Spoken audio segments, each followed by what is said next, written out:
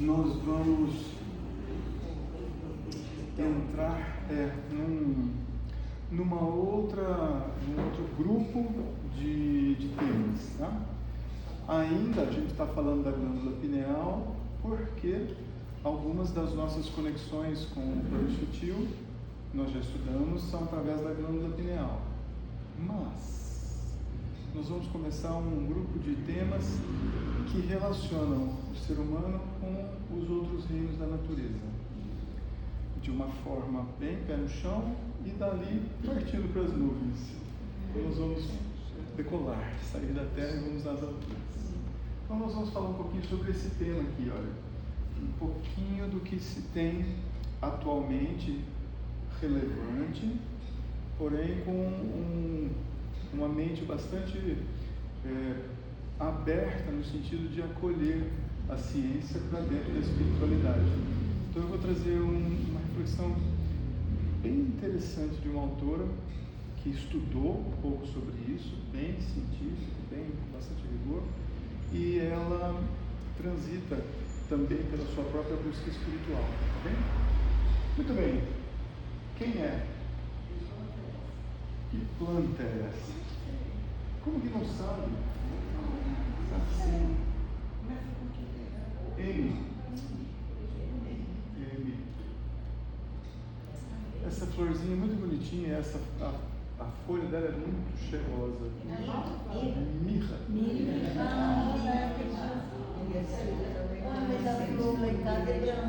Ela pode ser branca. Pode ser branca e pode, algumas espécies podem ter uns tonzinhos de amarelo também. Mas a rosa mais adaptada para o nosso sol. Plantas ouvem? Sim. Muito bem, então que planta é esta?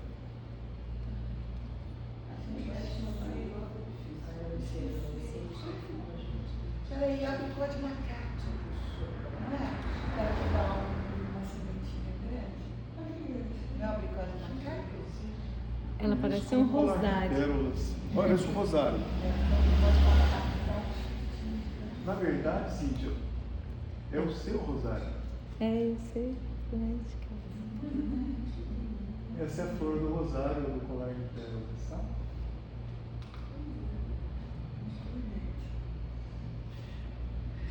A ideia é a gente entender um pouco um dos, talvez sejam tantos milhares, mas um dos mecanismos de interação entre o ser humano e a planta, mas usando uma ferramenta que é comum para a gente em termos de compreensão, que a gente já fala e vivencia isso há tanto tempo, que é o som, tá bem?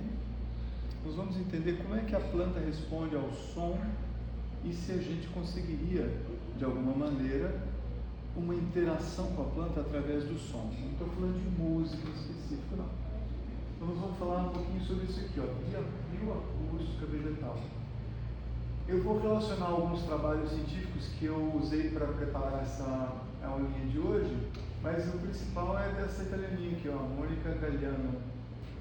E ela desenvolveu os estudos dela principalmente na Austrália, fez a tese dela de pós, uma coisa lá na Austrália, e ela começou pela parte científica bastante rigorosa e bastante fria, e o trabalho dela é muitas vezes criticado porque na vida comum ela faz uma busca espiritual bastante abrangente através do estudo de culturas indígenas, e ela transita também por esferas de meditação, sempre dentro da natureza e especialmente dentro das florestas. Então ela foi buscando um pouquinho desses dois universos, o material e o imaterial, nessa busca individual dela. E então eu acho que por isso eu trouxe o nome dessa moça aqui, porque ela faz um pouquinho do que a gente devia fazer, comunicar esses dois mundos, para transitar por esses mundos, para que a gente não fique apenas na acreditação e na vontade do contato com o plano sutil, mas a gente também não esfrie demais o coração se a gente ficar só na ciência cotidiana, muito material, tá bem? Então, olha só, a ideia é isso daqui, ó, a integração entre os sistemas biológicos. Aqui, especificamente, nós estamos falando das plantas e nós. E o que ela estudou foi, na síntese, isso daqui, olha, mecanotransdução. Nós vamos entender o que é isso daqui e fazer um paralelo com o som no nosso corpo, não através dos ouvidos, tá bem? Nós já estudamos sobre isso. Então, olha, eu usei esses artigos aqui. Esses dois primeiros aqui são dela, inclusive ela tem uma publicação na Nature, olha que bacana. Então, esses dois primeiros são da Mônica Gariano. Depois um sobre suprapineal, obviamente, e dois estudos sobre música, para a gente entender um pouquinho. Claro que são estudos que a gente até já usou em outras aulas, mas mostrando que não é apenas a música, mas sim as vibrações sonoras que também têm a capacidade de promover interações conosco. E agora com as plantas. Não é a complexidade musical que nós vamos abordar aqui, mas são sons isoladamente para que a gente se mantenha no rigor científico. E daí a gente parta para o plano científico. Ok? Essa é a mocinha, Mônica Gariano. Esse talvez seja o livro principal dela. Ela tem alguns livros e alguns trabalhos dela ficaram muito famosos. Assim falou a planta. Esse livro dela aqui trata um pouquinho mais desse assunto. Na síntese, ela tentou mostrar para a gente o seguinte, que tem sons que estimulam as plantas numa resposta específica.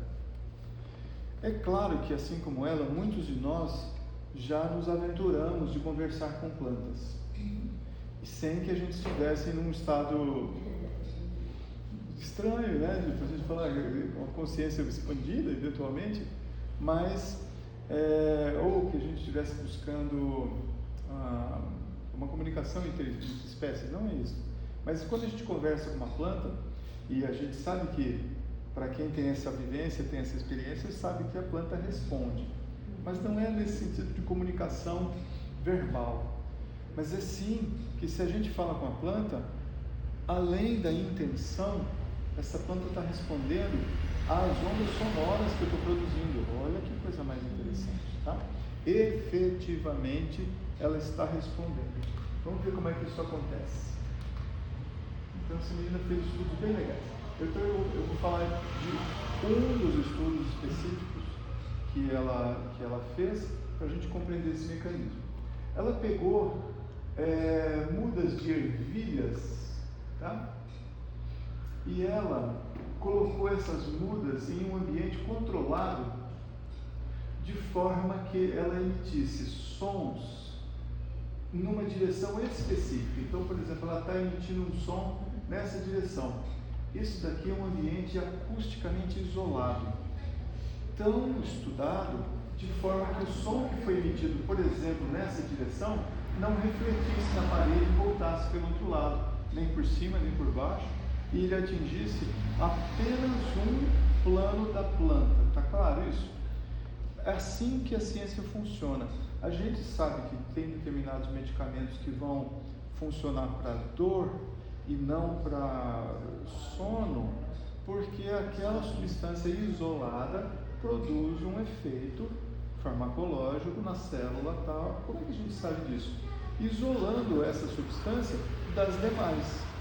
Assim que a gente faz um estudo, por exemplo, dentro da farmacologia, dentro da medicina. E ela se utilizou do mesmo rigor para emitir sons, e não é qualquer som, ela foi usando várias frequências sonoras diferentes e observava a resposta que a planta dava. Mas a planta não conversava em inglês ou em italiano com ela. Como que foi a forma de estudar isso? Percebendo que determinadas frequências sonoras faziam com que a planta emitisse raízes naquela direção. Olha se isso não é um diálogo. Claro, eu estou agora fazendo uma extrapolação ao trabalho. No trabalho, ela verificou que determinadas frequências faziam a planta fazer crescer as raízes naquele sentido e não no outro, e não no lado oposto, etc. Então, isso é o resultado experimental dela. mas é através dos resultados da ciência que nós construímos filosoficamente as bases da nossa vida e a compreensão do mundo que nos cerca. Então, quando ela emite uma frequência sonora em X Hz e a planta emite raízes para ela, isso é uma resposta. E quando ela muda de frequência, essa planta emite mais ou menos raízes naquela direção. Olha só. Então ela foi vendo que frequências é que faziam a planta crescer mais a raiz naquela direção. E o que implica a planta fazer crescer raiz numa determinada direção? Ela está buscando água, ela está buscando nutrientes para se desenvolver. Então ela está respondendo a um estímulo que é positivo para ela. Dá para entender? Está claro até aqui? Então, num ambiente controlado, ela fez esse experimento. E aí, esse aqui era o problema que levou à produção do estudo dela, tá? Ela tentou mostrar que a planta não tem um sistema nervoso, mas que ela responde a vibrações mecânicas no ambiente. E é vibração mecânica, é uma onda sonora. Nós já estudamos lá há muitas semanas que o som existe porque eu tenho um estímulo, eu tenho o impacto nas moléculas de ar que vão produzindo um efeito em um anteparo, no nosso caso, na membrana timpânica. No caso da planta, existem alguns mecanismos que fazem com que a planta receba o impacto da onda sonora e estimule a sua gema apical, produtora dos seus hormônios, para fazer com que a raiz cresça naquela direção. Isso foi muito interessante. E o que ela notou que foi bem legal é que das frequências que ela usou, e ela percebeu que as frequências entre 200 e 300 Hz eram as mais efetivas. E dentro dessa gama de frequências, a frequência de 220 Hz foi a que mais estimulou a planta a emitir as raízes naquela direção. Isso aqui lembra vocês alguma nota musical? O Lá é a nota Lá na terceira oitava. O Lá 4, que é o Lá convencional, que até é usado para afinar uma orquestra, é 440 Hz, exatamente o dobro de 220. Então o harmônico da fundamental é a oitava da nota fundamental, 440 Hz. Quando eu abaixo uma oitava, eu tenho lá o meu Dó central, certo? Eu pego o Lá, que está ali próximo, e baixo uma oitava. Eu vou ter um Lá 3, 220 Hz. Então, mais além do que usar uma frequência que poderia ter sido 134,220, uma nota Lá, ou seja, a nota, o som correspondente a 220 Hz, que é um som audível para nós, corresponde a uma transição entre o barítono e o tenor. Tá bem? Essa nota especificamente fez com que a planta produzisse mais raízes e naquela direção. Então, entre aspas agora, a planta ouviu diferentemente as frequências? Sim, porque ela respondeu de maneira diferente, mas ela não tem sistema nervoso. Então, como que a planta pode diferenciar esses sons de cada um especificamente? Através de pequenos canais nas raízes e na sua estrutura sensíveis à pressão, receptores sensíveis à ação mecânica, tá bom? Como que eles ficam sensíveis?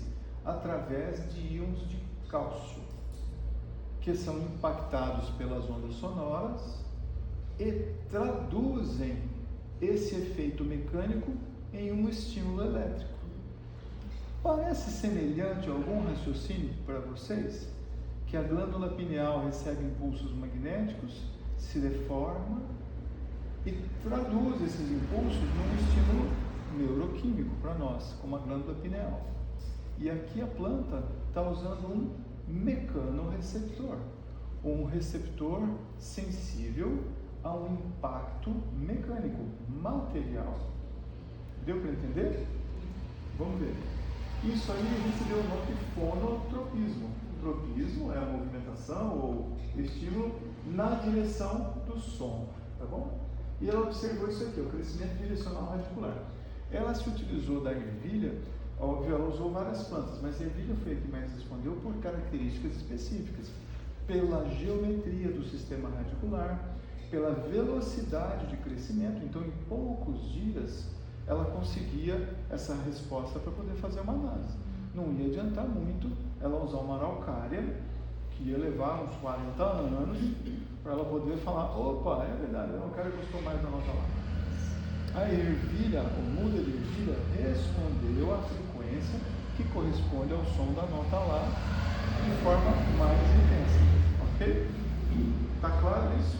Tá tranquilo? Joia. Então vamos lá. Então são canais mecanosensíveis, então elas respondem majoritariamente aos íons de cálcio e fazem a sinalização eletrofisiológica. Isso dispara um impulso elétrico que caminha pelo caule da planta até as regiões produtoras de hormônio de crescimento, que na maioria das plantas fica na parte superior, por isso chama gema apical, que fica na parte de cima e que vai controlar os hormônios de crescimento da planta. Tá bem? Em cima. E geralmente é na dicotomização das últimas folhas, na parte mais superior da planta, naquelas que têm fototropismo positivo. Eu tenho plantas que têm fototropismo negativo ou geotropismo, elas crescem para baixo, aí não é a luz que estimula, tá? Dependendo do tipo de estímulo que a planta responde, eu vou dar um nome e vou saber a localização da onde está a parte que produz o hormônio de crescimento. Tá? Muito bem. Então isso aqui acontece na planta, mas olha que bonitinho o que acontece nos seres humanos. Nós vamos entender o que é isso aqui. Vocês já ouviram falar de corpúsculos de Pacini?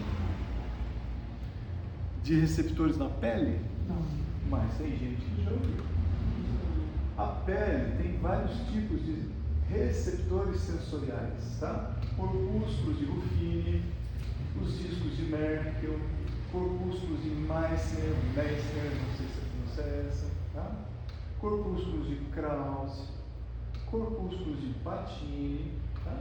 Enfim, a doutora Cíntia depois pode explicar para a gente com mais detalhes sobre esses receptores todos presentes na pele, tá? Dentro desses receptores, os corpúsculos de Pacini, que tem mais ou menos essa fórmula aqui, são estruturas sensíveis à pressão por ondas sonoras. Lembra que nós falamos muitas semanas atrás que a gente ouve pelos ouvidos, também ouve pelos ossos aerados e também pelos receptores mecânicos na pele. São esses receptores aqui que vão traduzir o impacto das ondas sonoras na pele e fazer isso aqui chegar nessas terminações nervosas, vão fazer um caminho até o cérebro. Tá? Então tudo que a gente ouve é uma mescla, é o resultado de ações mecânicas do nosso tímpano, das vibrações dos ossos aerados, mas também desses receptores que tem mais ou menos esse formato, olha, o corpúsculo de Pacini. Tem uma inervação, tem vascularização, e a onda sonora que chegou lá na pele vai impactando essas lamelas todas dessa estrutura, e aí quando esse impulso, esses impactos foram chegando no centro, eles estimulam esses pequenos fiozinhos aqui e vai fazer uma vibração. Essa vibração estimula o neurônio que vai chegar até o cérebro. Olha como o corpo humano é lindo. Lindo. É lindo. Parece até uma digital, né? Assim, né? Parece uma digital. Tá vendo? Agora, sabe o que ficou mais legal ainda? É que esses corpúsculos de Pacini respondem mais, eles são mais estimulados se as frequências forem entre 100 e 300 Hz. Lembra que eu falei que a doutora Mônica percebeu que as frequências que mais estimulavam essa planta nesse estudo foi entre 200 e 300 Hz. É muito parecido com o que o som faz na pele humana. Olha se isso não é, se nós não estamos falando de um padrão, assim como a gente vê aquele padrão das proporções áureas e as relações todas matemáticas entre os diferentes organismos, a gente também vê no corpo humano e na planta padrões semelhantes, mas não são só geométricos, são sensíveis às mesmas frequências sonoras. Então a pele humana se sensibiliza mais às vozes barítonas e tenores. Muito obrigado. Mas essa então, a gente tem uma estimulação mecânica potencial. Agora, sabe por que por que esses corpúsculos de Pacini respondem mais a essa frequência? Isso vem como uma adaptação evolutiva ao longo de muitos e muitos milênios. Muitos milênios. Significa que as plantas, tais quais o ser humano, tiveram nas suas evoluções distintas estímulos que geraram atualmente respostas semelhantes. Não é à toa que, por exemplo, uma clorofila é parecido com uma célula vermelha do sangue e a gente só troca o ferro pelo magnésio para ficar vermelho e verde, né? E obviamente tem uma resposta de carregar o oxigênio ou CO2 diferentemente da planta através dessa molécula principal.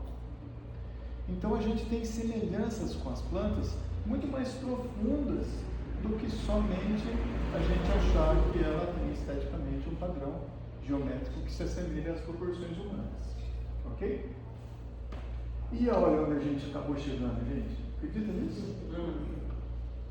Já falei para vocês que isso aqui é uma panaceia, é a cura para todos os males.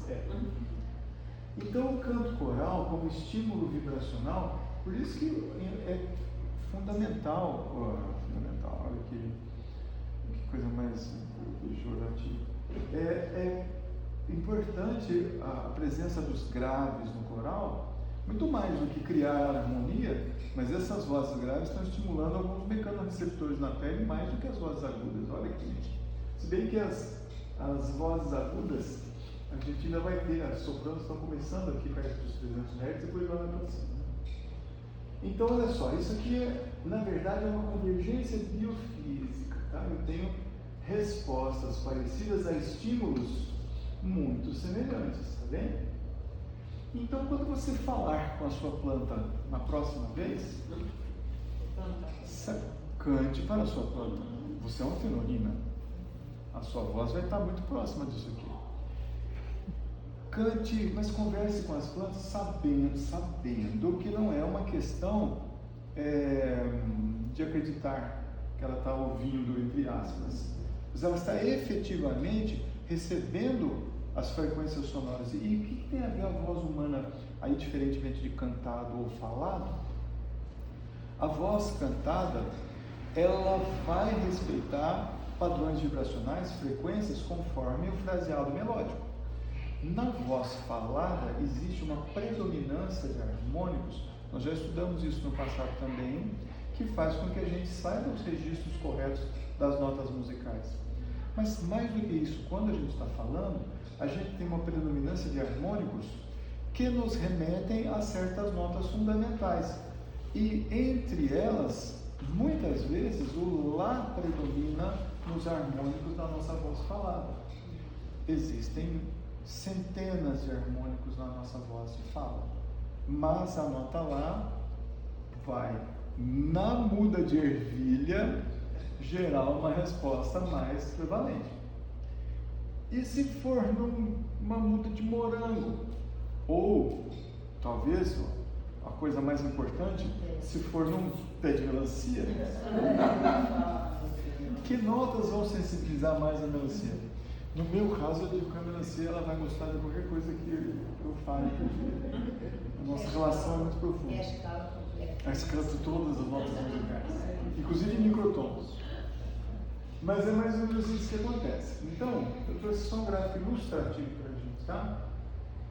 Olha só, isso aqui se assemelha muito a uma curva de Gauss, tá bem? Então, se a gente pegar apenas 220 Hz, eu vou ter um estímulo mais intenso na planta, que é o pico disso aqui que nós estamos fazendo, olha lá. Mais ou menos 220 Hz, vai chegar aqui perto. Mas é óbvio que a planta também está respondendo a frequências um pouquinho divergentes, um pouquinho maiores ou menores do que 220 Hz, tá bem? A pele humana vai se sensibilizar, olha só, com essa gama de frequências aqui. E a voz humana apresenta harmônicos muito mais abrangentes, mas na sua grossa maioria, se a gente fizer uma interseção nesses conjuntos, que não são geometria simples, mas são espectros de frequência, nós vamos ter olha só, se eu fizer uma interseção desses três campos, eu vou ter muito estímulo que a voz humana produz nas plantas. Ela estudou a ervilha por questões de rigor científico e de facilidade de você obter respostas. Mas você transporta isso para qualquer planta. Talvez não a mesma frequência, mas o raciocínio, sim, o trabalho dela foi validado. Ô Murilo, a gente não estuda o espiritismo, que a evolução do espírito passa pelo reino mineral, vegetal, animal, e que o nosso corpo seria a condensação de todos esses reinos. Nossa, então teria uma analogia entre a nossa pele e o mundo vegetal. Sim, mais do que filosófico. Tá? Real. As nossas emoções vêm muito do reino animal. Tudo está relacionado com os três reinos. Né? E curioso que a planta não tem um sistema nervoso complexo como o nosso. Não responde. O que nos faz descer um pouquinho do pedestal de achar que o nosso sistema nervoso é absurdamente complexo, superior para determinadas coisas, e nos traz a lição do Evangelho de hoje num caminho de humildade. É muito orgulho nosso achar que o nosso cérebro é muito superior a uma coisa tão simples e que responde positivamente. É quase como se você estimulasse a planta a falar, está esticando a mão. Estou filosofando. Mas ela tá esticando a raiz dela. Está esticando o pé dela. Mas ela está respondendo a um estímulo de forma positiva. Se fosse negativa, ela talvez fosse enviar o que é o sustentáculo da sua nutrição, o veículo da sua sobrevivência, ela emitiria para o outro lado. Olha, eu não gostei disso, vou mandar a raiz para o outro lado. E ela começou a estudar essas coisas porque era interessante você entender, dentro da agricultura, e agora nós estamos falando de sobrevivência nossa como espécie, como eu posso aumentar a minha produtividade de determinadas plantas, por exemplo, se eu sei onde está a água, a planta vai crescer para aquela região. Eu posso estimular isso daí, eu posso usar esse raciocínio, invadir mais profundamente esse campo do conhecimento para resultados de forma objetiva enquanto sociedade. Tá? Para a gente não ficar só no campo filosófico e espiritual, como uma comunicação com o reino sutil, mas aqui nós estamos encarnados, nós precisamos comer.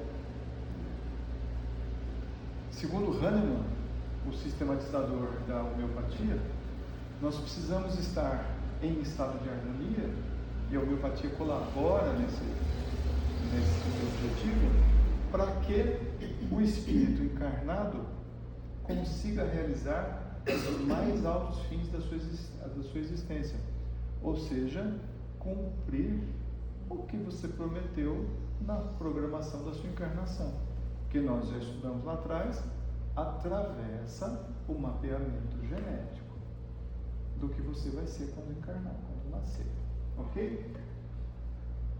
Ficou claro? Eu trouxe um estudo simples, mas que tem uma relação muito direta e objetiva. Então a voz humana, assim como uma frequência isolada, ela é capaz de obter uma resposta fisiológica de uma planta. O que não faz entre a gente? O que a voz nossa não faz com a pessoa que a gente ama?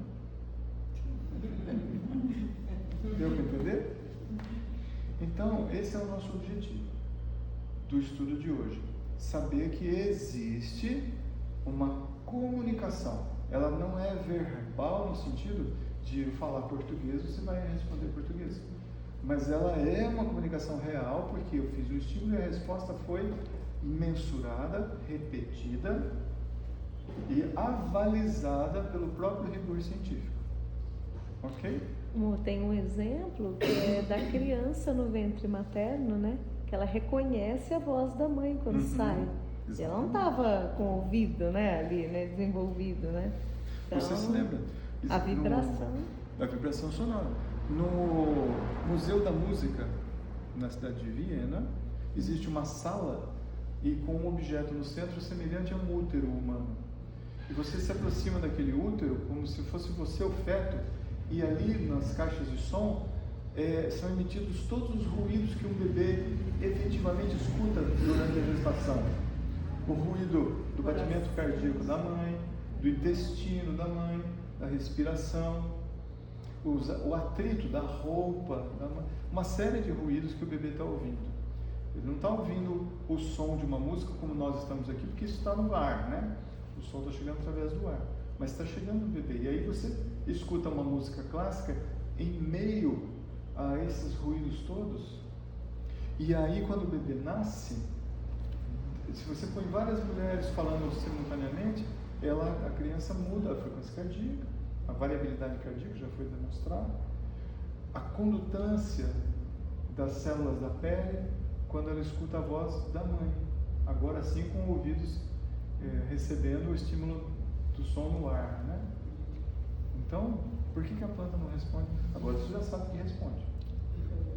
Oi. Os pesquisadores de florais, dos sistemas florais, o Dr. Eduardo Barr, na Terra, que foi o primeiro, ele teve uma vivência de comunicação com as plantas. Perfeitamente. E ele foi a própria cobaia, porque na época, em 1930, se não me engano, ele desencadeou, fez um câncer. Então, os colegas, os médicos, mandaram ele para a roça lá da Inglaterra. Parecia que, imagina naquela época, hoje em dia já a gente não. E ele gostava muito de flores, então foi ali que ele criou o sistema, o primeiro sistema de flores. E tem relatos ele falando da comunicação, como se a planta, a flor chamasse ele. E o sistema australiano também, o criador do sistema australiano de florais, um descendente de avó aborígene, essa coisa toda, batia o olho e estabelecia uma comunicação não verbal. Não é verdade. Então existe, tá? Existe. Agora nós temos uma ideia de como isso acontece do ponto de vista bem material, tá? Bem grosseiro do ponto de vista da ciência. Tá bom? Então conversemos mais com as plantas. Você sabe que tem planta que começa a florir, se recebe bronca. Agora nós estamos extrapolando aí, né? Esquece as frequências sonoras e vamos para a intenção. Mas tem planta que responde, não é, Cíntia? Algumas já responderam assim, não responderam. Se você fala com a planta, olha, eu vou te dar mais uma chance, aí a planta, a flor, vem uma florada, vem uma coisa maravilhosa, assim. Ela está dizendo, está tudo certo. Ok? Então, com esse espírito que nós vamos nos preparar para a segunda parte do trabalho, sabendo agora que aquela plantinha que está ali em cima do balcão está recebendo essas frequências de som efetivamente também, e recebendo essas frequências ela está emitindo raízes para uma determinada direção. Tá bom? Vamos para a segunda parte do trabalho?